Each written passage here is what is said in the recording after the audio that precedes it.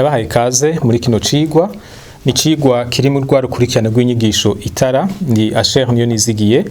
Nezereje no kubana namwe kandi mbashimiye kuba muri ko murakurikirana ivyo ngira mbaganirire. Muri iki cigwa nza kuvuga ku ntambuko nyamukuru z'umugambi w'Imana muri rusangi, hanyuma ngerageze no kwerekana aho duhagaze muri iki gihe cacu dufatiye ku mugambi w'Imana. Turisunga umurongo uri muri Matayo igice ca 28 guhera ku murongo wa 18 gushika ku murongo wa 20. Amajambo nipfuza cane nayakurikira aho Yesu yariko arasezera abigishwa biwe, maze arababarira ngo nuko nimugende muhindura amahanga yose abigishwa, mubabatiza mu izina rya Data n'iry'Umwana n'irya Mpwemu Yera, mubigishe kwitondera ivyo nabageze vyose. Umve ndi kumwe namwe imisi yose gushitsa ku muhero w'isi. Nkuko mpejeje kubivuga, aya n'amajambo Yesu Kristo yavuze ariko arasezera abigishwa biwe. Aya niyo majambo ya nyuma tubona mu butumwa bwanditswe na Matayo Yesu yavuze. Abandi banditse ubutumwa baravyerekana naho batobivuga mu majambo nk'aya nyene, ariko biraboneka ko aya majambo asa nk'aya Yesu yavuze n'ahandi. Burya kugira ngo ushobore gutahura ikintu kanaka mw'idonido muri detaye dukoresheje igifaransa, birasaba yuko ubanza kugitahura mu buryo bwagutse. Biragoye ko ushobora gufata iryungane rimwe riri mu ikete umuntu yandikiye uwundi utazi, hanyuma ngo uritahure neza vyo kuri ico yavuze, utazi uwaryanditse, utazi uwo yaryandikiye, utazi ubucuti bari bafitaniye. Aya makuru yerekeye ikintu kanaka mu buryo bwo muri rusangi aragufasha cane gutahura ibintu mw'idonido. Na Bibiliya nuko imeze, yanditswemwo ibintu vyinshi, ariko burya bijya bintu vyose tubona muri Bibiliya birafise aho bihurira. Hariho ubutumwa nyamukuru Bibiliya itanga. Iyo umuntu atazi, adafise ico gicapo co muri rusangi, hari igihe bibunanira gutora neza ikiriko kiravugwa mw'idonido. Aya majambo Yesu yavuze, kugira ngo twumve neza insiguro yayo, biradusaba kubanza kumenya umugambi w'Imana umeze gute, wahereye hehe, ugeze hehe. Turazi ko Imana yamyeho ibihe vyose kandi izokwamaho. Nico gituma tudashobora kuvuga ivy'umugambi wayo guhera iyo vyahereye. Ahantu tubona neza dushobora gusigura tukanasoma tugatahura ni guhera kw'irema. Umugambi w'Imana niho watanguriye nkuko tuwubona muri Bibiliya. Ivyabaye imbere yaho ntavyo tuzi kandi ntibinakenewe ko tubimenya. Imana ntivyayihimbaye kubihishura.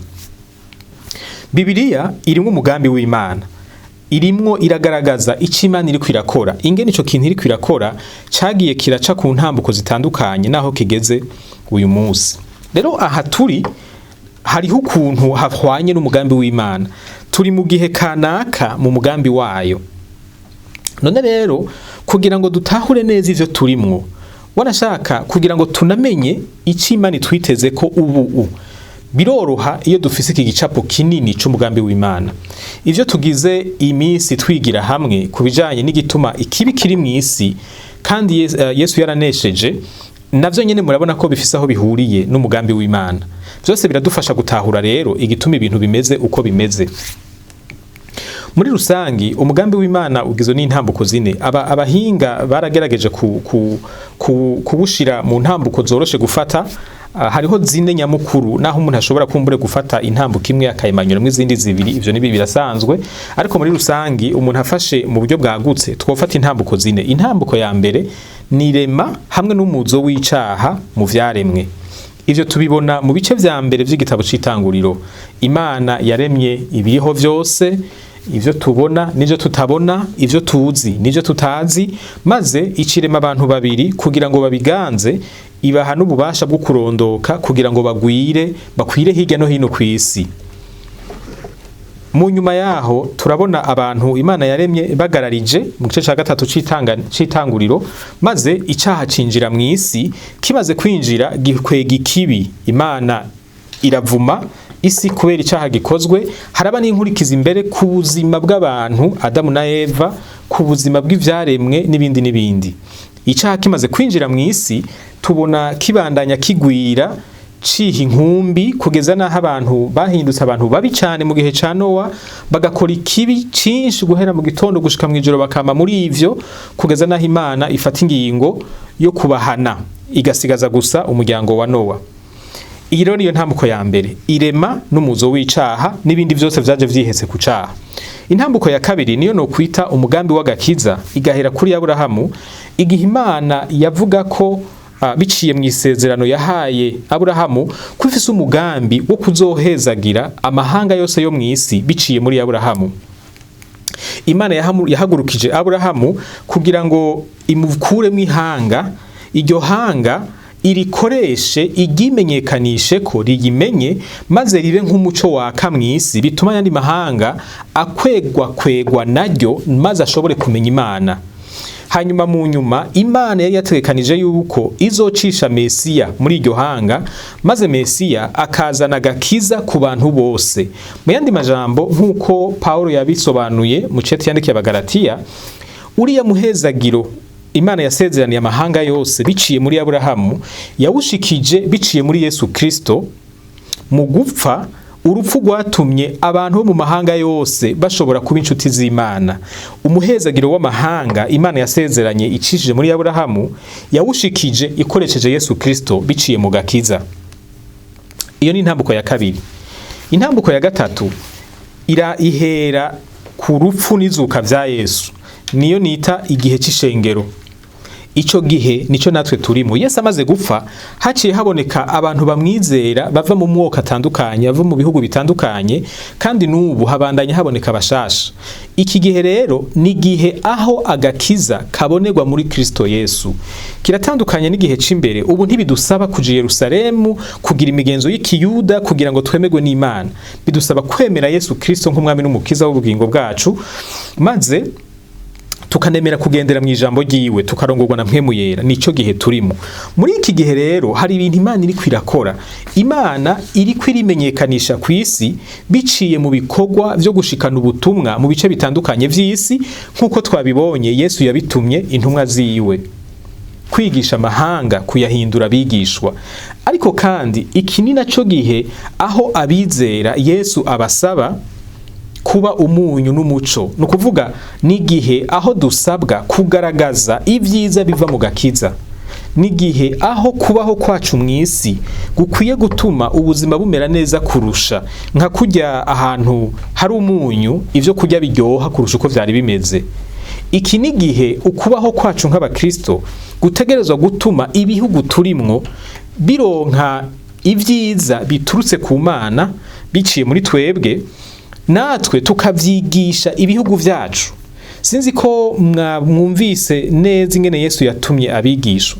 Yavuze ngo nimugende muhindura amahanga yose abigishwa. Nukuvuga hariho igikorwa dufise muri iki gihe c'ishengero co guhindura amahanga akaba abigishwa ba Yesu. Amahanga, ibihugu bikubakirwa ku muco mushasha uturutse mu ijambo ry'Imana. Umuco utuma ubuzima bumera neza kurusha. Aya majambo tuzoyateba ko cane kuko niyo ntumbero nari mfise mu kuvuga ibi vyose. Nipfuza yuko twumva nk'abakristo b'abarundi Imana itwiteze kwiki muri kino gihugu. Nk'abakristo bari mu bihugu bitandukanye atari Uburundi, ni igiki Imana ibiteze ko mu bijanye n'igihugu murimwo. Yesu yavuze ngo nimugende muhindure amahanga ababigishwa. Mbega iryo jambo risigura iki? Mbega ko abigishwa Yesu yariko arabwira bose bapfuye, uyu munsi hari twebwe, Imana yiteze ko tubikora gute mu bihugu vyacu? Ariko reka mbanzaje ku ntambuko ya kane, ariyo ya nyuma, ni intambuko yo gusubiza ibintu mu buryo. Iyo ntambuko twarayibonye mu vyigwa vyarenganye, n'igihe Imana izofata Satani n'abadayimoni bose n'abakoranye nawe bose ikabahana, kandi ikabashira ahantu batazosubira kugorana, ahantu bizoba birangiye.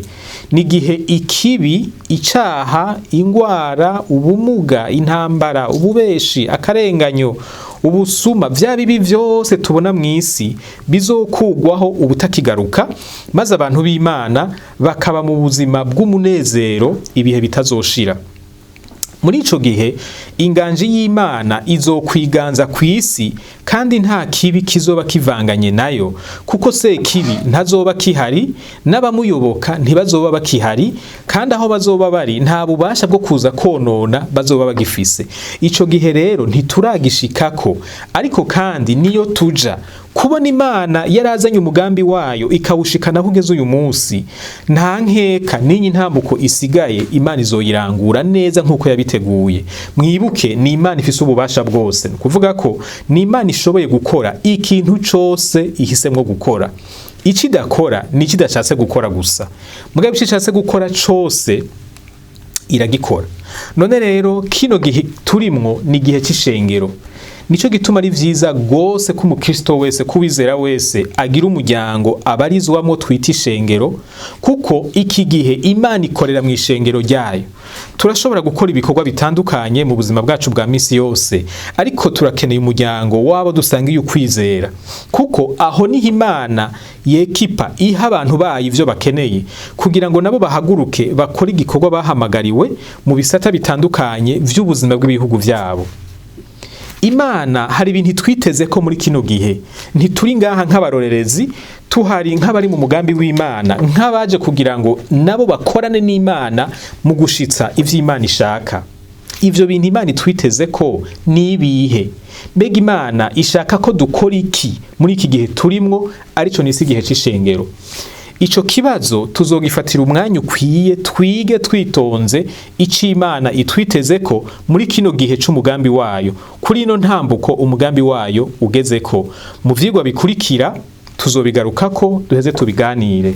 Mu kurangiza nashaka kugushimira wewe wama ukurikirana zino nyigisho. Imana iguhezagire cane kandi igushoboze gushira mu ngiro ivyo iriko irakubwira iciye muri ano majambo, inagushoboze kubisangira n'abandi. Kandi ndagutera intege ngo ubandanye ubana nanje muri zino nyigisho mu vyigwa bizokurikira, kugira ngo tubandanye dufashanya, tubandanye dukarishanya dukoresheje ijambo ry'Imana. Imana ibahezagire.